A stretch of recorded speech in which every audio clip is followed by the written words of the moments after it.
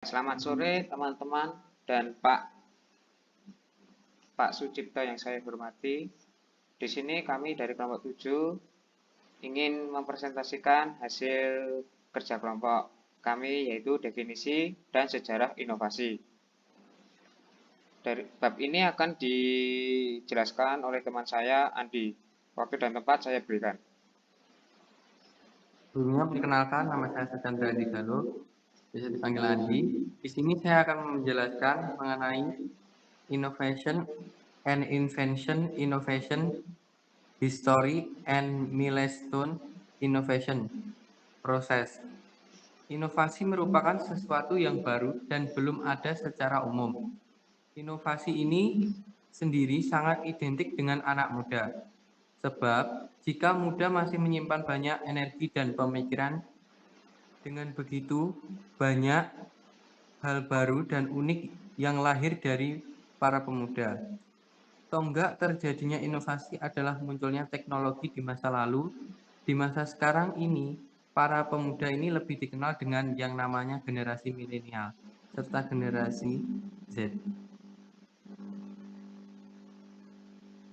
Menurut Saud tahun 2014, pengertian inovasi adalah pilihan kreatif, pengaturan, serta seperangkat manusia dengan sumber-sumber material baru dan juga menggunakan cara-cara yang unik guna menghasilkan peningkatan atas pencapaian yang telah menjadi tujuan sebelumnya.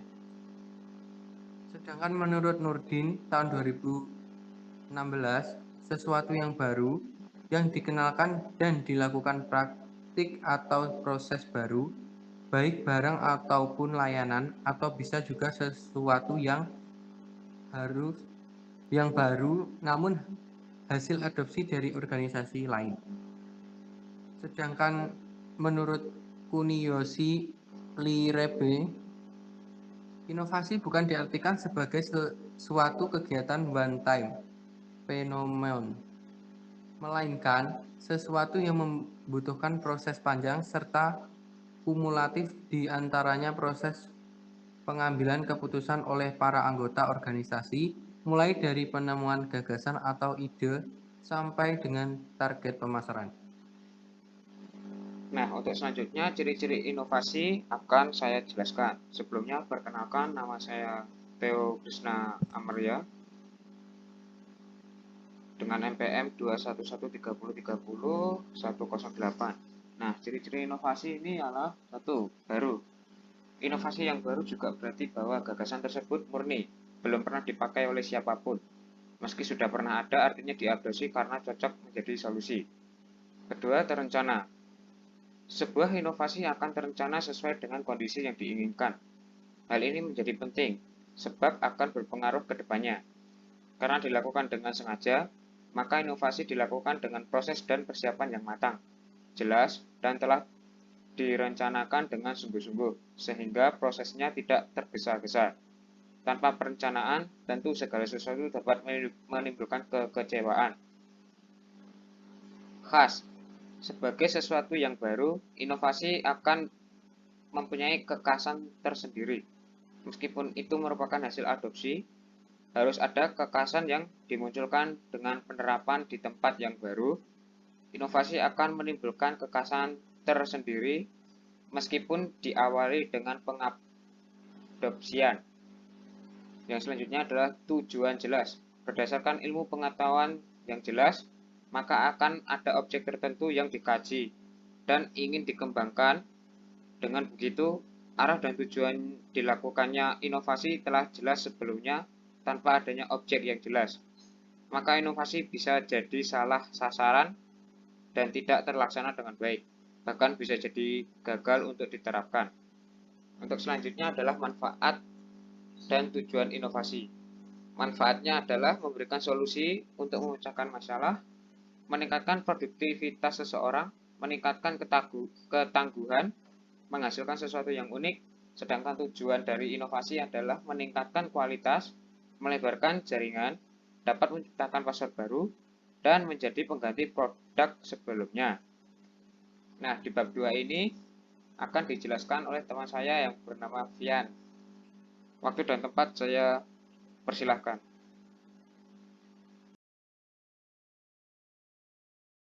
Kenalkan, nama saya Muhammad Alfian Alamsyah.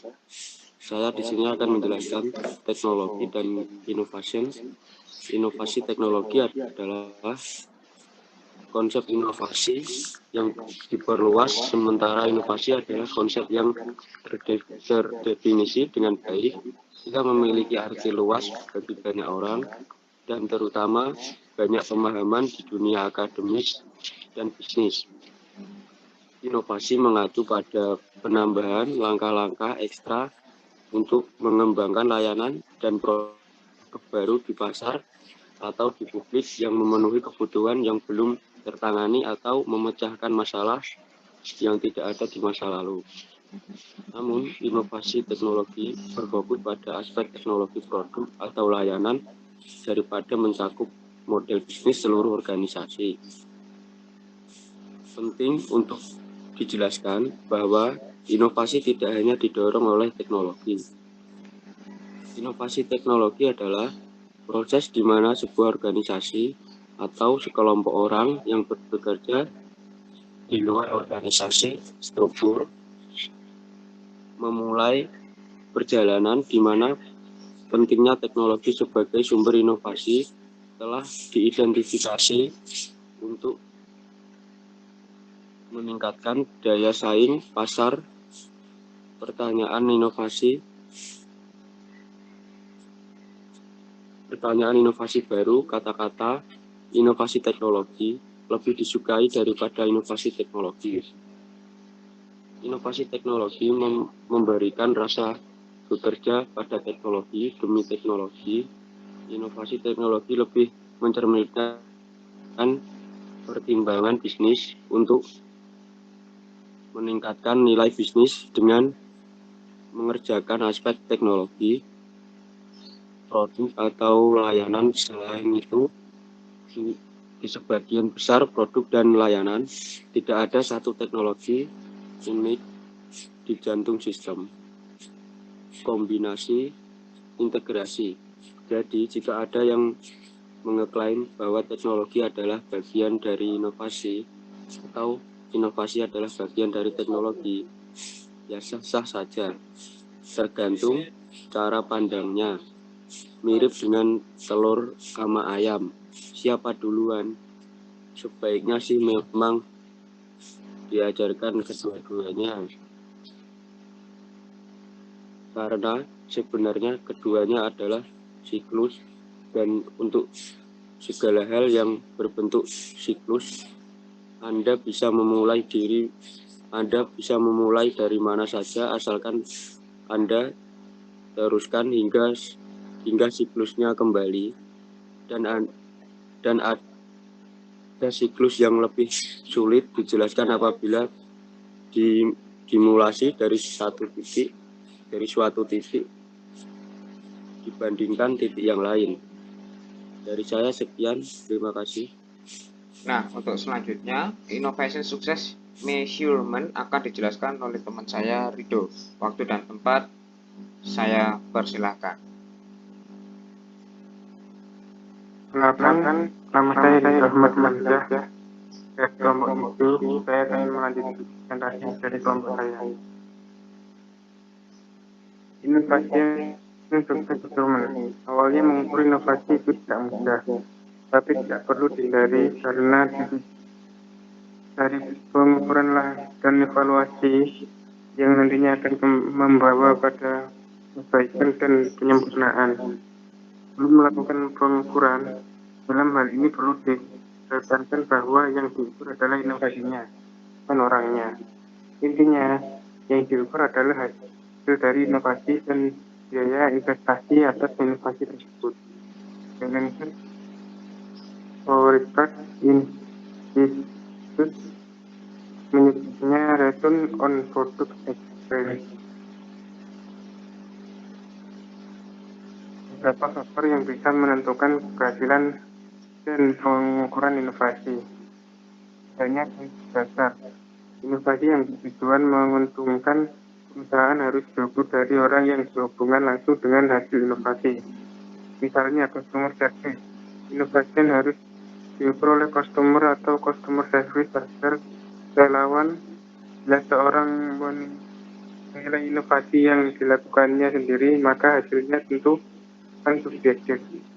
Misalnya, dapat orang mengukur inovasi dengan pertanyaan ini, bagaimana pendapat Anda mengenai riset yang telah Anda desain? Jika yang diukur adalah hasil moneter, maka pengukuran angka lebih menunjukkan dampak pada perusahaan. Misalnya pada berapa nilai tambahannya dari hasil sebuah inovasi. Sedangkan pengukuran persentase tujuan untuk membandingkan rasio antara dua atau lebih inovasi dengan skala yang berbeda. Misalnya, inovasi dari unit bisnis yang bermodal kecil dengan yang besar.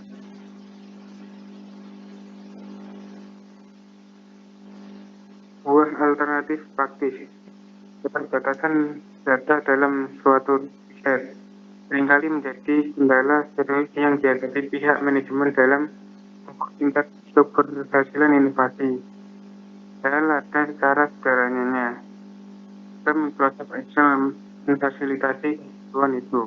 Kita harus memiliki pengetahuan statistik yang canggih. Itu karena Excel sudah menyediakan rumusan dasar untuk kita. Dan kita tidak perlu memasang tambahan program Excel on ataupun menyewa jasa pembuat program. Itu saja, kita perlu melakukan sedikit perhitungan dengan tabel tersebut. Kita akan membuat tabel standarisasi, yaitu tabel nilai efisiensi. Dan tidak ada perbedaan kepuasan antara sebelum dan setelah inovasi. Random dan perhatikan. Target penelitian secara acak sebaiknya diterapkan dalam riset ini, supaya hasil lebih valid. Para responden yang diwawancarai harus pernah mengalami atau kurang-kurang tidak dengan kondisi sebelum dan sesudah adanya inovasi. Yang menjadi tujuan utama sebaiknya pelanggan atau pengguna produk inovatif tersebut. Di kalangan akademisi seringkali terjadi yang mereka pasang sebagai responden hanya para mahasiswa. Sehingga hasilnya malah dipertanyakan ketika diaplikasikan di luar. Satu hal yang perlu diperhatikan adalah menghindari terjadinya bias. Penelitian ini seharusnya tidak dirancang untuk membuktikan apakah suatu inovasi berfungsi baik atau tidak. Karena wawancara atau koordinator riset haruslah berlaku objektif dan bebas dari konflik kepentingan pribadi. Nah, untuk selanjutnya akan saya bahas faktor yang bisa mempengaruhi pengukuran keberhasilan inovasi. A. Pendidikan pengoperasian anggota. Pendidikan dan latihan pada dasarnya sangat dibutuhkan oleh semua bentuk organisasi, besar maupun kecil, termasuk pula perkumpulan koperasi. Menurut Sudarsono, dikatakan bahwa pada gerakan koperasi masalah pendidikan dan latihan ini sangat urgen atau penting, sebab dalam penyelenggaraannya terkandung dimensi ideologi yang harus dipatuhi. Disinilah antara lain pentingnya masalah pendidikan dan latihan koperasi. Selain itu, pendidikan dalam koperasi bertujuan untuk memberikan pengertian dan kesadaran koperasi di kalangan anggota pada umumnya, termasuk pengurus, badan pengawas, dan sebagainya, serta untuk meningkatkan pengetahuan dan keterampilan personil-personil yang menangani bidang usaha. Yang B. Permodalan koperasi. Sumber modal koperasi terdiri dari modal sendiri dan modal pinjaman. Untuk modal sendiri dapat diklasifikasikan sebagai modal internal.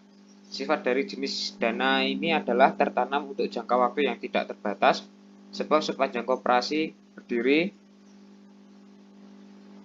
C. Pengalaman pengurus.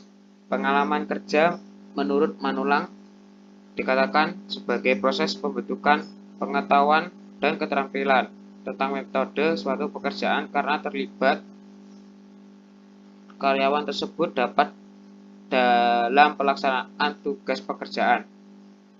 menurut Undang-Undang Nomor 25 Tahun 1992 tentang Perkoperasian.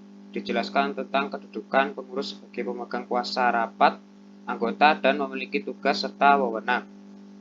Lebih jauh dikatakan oleh Sudarsono bahwa pengalaman-pengalaman tertentu yang sesuai sangat berguna dalam praktik mengurus koperasi. Jadi, pengalaman pengurus indikatornya dilihat dari pengalaman mengelola organisasi dan usaha koperasi. Lama, waktu atau masa kerja, tingkat pengetahuan, dan keterampilan yang dimiliki untuk keberhasilan usaha koperasi.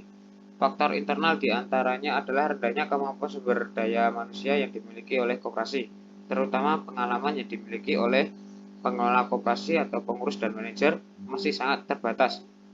Selain faktor pendidikan, pengoperasian anggota, dan permodalan. Nah, itu tadi adalah slide terakhir dari kelompok kami, dan terima kasih sudah mendengarkan presentasi dari kelompok kami. Sekian saya akhiri, selamat sore dan sampai jumpa.